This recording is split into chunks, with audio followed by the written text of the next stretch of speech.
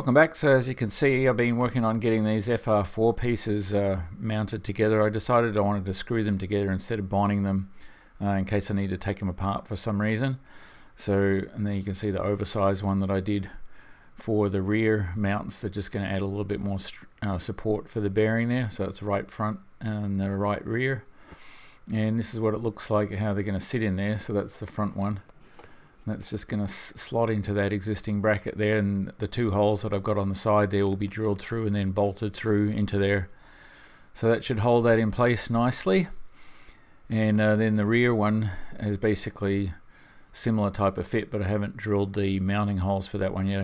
Not sure exactly if I'm going to go through that secondary flange yet, or if I'm just going to go on that outside edge. Probably secondary flange. We'll see if I've got clearance. Anyway, so that's how that's going to go, and those are fitting nicely. Just had to do a little bit of sanding work just to round the edges off there so they'd sit in nicely into the bracket. And someone had commented on the last video there that these bolts that I had in the ailerons, and I think it was these ones or the ones on the other end as well, that I had too many threads sticking out the end there, so I've put the wider nuts on there as well, and an extra wide washer on there just to make that fill in nicely there. And I did the same thing on where it mounts to the bell crank inside the wing. And I wasn't 100% happy with just using these riv nuts there to hold these little FR4 pieces there. So as you can see, I've bonded them in with some epoxy on both sides as well. And that one there, I had to put a larger one in there because it basically I messed up the thread when I was tightening it. I tightened the riv nut too much, so I just changed it out to a larger one, 1/4-20. Anyway, so those are in there now, and as you can see, if you look there, that block that I put in there, those ones are just bolted in because they're just under pressure. They don't have any side force on them. So that hits on there, and when you push it up the other way, it slides past there, and then it basically hits on that angled surface there. Acts as a stop. So both of those are done and all sorted out now. So it's another job I can tick off the list. And one of the things that I noticed while I've been doing all this stuff for the ailerons was this center stick here had some play in it, and I don't believe it was there before, but maybe it was. So where that mounts into the thing that goes through the keel, you can see that is basically play. It's not actually moving the cables there when I do that amount of movement. Of course, because that thing is about 18 inches long, that translates into quite a bit of play. So I'm going to fix that. And in doing that, I need to take the nose gear out. So I put the aircraft up on the blocks, and this is just doing some testing of the gear. I'm going to be doing a lot more of this because I've left it up on the blocks. But that's the gear down, using the handle this time, so it's all hooked up and everything. And here I've gone and put the gear up on the handle and nothing happens, which is what I expect, because that's the pressure switch connected to the pitot tube needs to be have air pressure in it. So what I'm doing is I'm basically jumping that, so it's creating that ground that leads back to the switch, the gear lever, and I'd put the gear lever back in the down position. So now I'm going and putting it to go gear up here.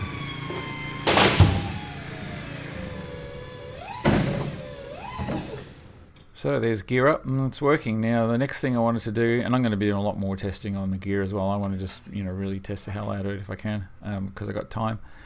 So what I'm doing here is I'm trying the dump valve system just to see where that is. I'm not planning on trying to fix that right now, but I will later. So that's just released the pressure there from the upside to the downside, and it's supposed to basically blow the whole thing down. But I've got this little backup switch there that sends just a quick electrical pulse to the gear motor to unlock this valve in there, which allows everything to come down. And I don't believe that's working right now, and I think it's because the aircraft hasn't had much of a run, and I believe the backup battery isn't providing any power right now. So I've got to do some more research onto that and see what's going on, see why that little backup press button that I have in the console isn't sending power over there. But anyway, you can see it releases some of the pressure from the system, and I may end up having to change the routing on this. Instead of just equalizing the pressure on the up and down side and allowing the gas struts to push the gear down, I may end up having to reset it up so it when you open that dump valve, it just releases all the pressure from the upside back into the reservoir. And as you can see over time here, it's slowly losing the pressure on the upside, and eventually, it would come down. But I want it to be a little bit quicker than that, because if you're in an emergency situation and you lost the gear, I guess you'd have plenty of time normally, because you'd be putting the gear down when you're up, and if for some reason it doesn't go down, you're not going to land right away. Well, I guess unless you're in an emergency, and then you want it to be able to dump it really quick. But anyway, I'm going to be doing some more work on that, and as you can see, the right main gear just dropped then, which lifted up the nose gear, and then I'm pushing on the left main gear, and then both of those come down. And if you watch, just slowly over time here, that nose gear will come down. So just by itself, you can see it sort of slowly starting to drop down now. So anyway, I need to do some more work on that, and I kind of knew that was the case, because we tested this when Justin and Elliot were here, and the gear dump wasn't working as well as it should. And I've had it working before.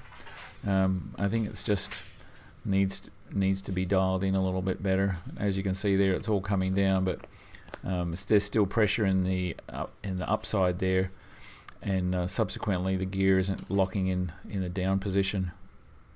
So I'll be working more on that next week, and I'll get that fully dialed in, so the gear can be fully operational for first flight. And whether or not Justin decides to do that is up to him, if everything else is going smoothly. Alright, so moving on to this center stick assembly. You can see, I don't know if you can hear that, and you can see there's a little bit of play in there. And it's just, at the end of that stick at 18 inches up, that turns into quite a lot of play, and then of course that transfers into the stick as well. So you end up with 3 or 4 degrees of dead zone in the stick, and I don't want any. So pulling that out and then rotating the one on the left hand side, my left hand, rotating that 180 degrees and putting that back in, because the way that the hole that's in that rod that's in my right hand, because that wasn't drilled exactly on center.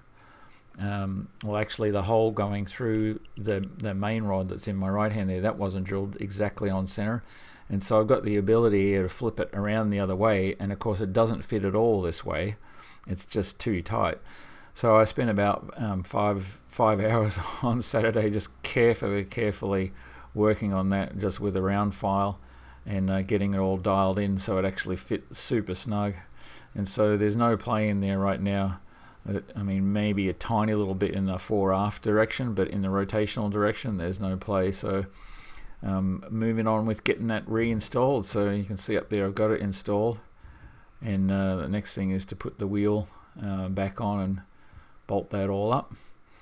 And you can see I've done that now, and I also took the time to re-safety wire those cable guides there, just because I got the nose gear out the way and I can do a much better job on it. So I've gone and done that, and also properly riveted that bracket that they're mounted to, or the wires that are mounted to, into place. So you can see there's no way that those things can come into contact with the cable. Now I'm pushing as hard as I can on that to lift it up, and that safety wire is holding in there. So it has a little bit of movement, but there's no way it can actually come up and get anywhere near that cable, and likewise going down. And it's the same on the other side.